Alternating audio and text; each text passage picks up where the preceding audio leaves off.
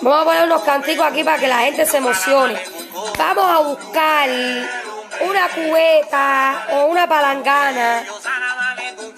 Le vamos a poner bastante siempre viva, señores. Vamos a buscar una hierba, una planta que se llama siempre viva.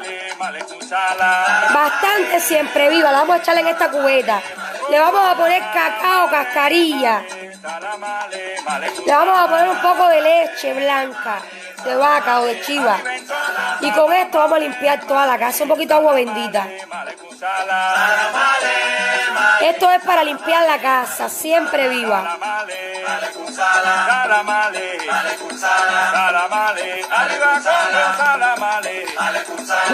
Esto es una buena limpia para la casa, para la buena energía, para que siempre haya firmeza, para que nuestra casa tenga buena energía.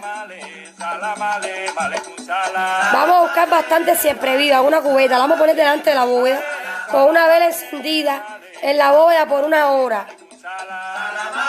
Y ahí vamos a hablar con los espíritus que nos bautice y nos bendiga esta cubeta de agua con siempre viva, cascarilla, leche blanca de vaca o de chiva, agua bendita. Y cuando ya esto lleva 1 hora ahí delante, que todos los espíritus la hayan bautizado, la hayan bendecido, vamos a regar por toda la casa.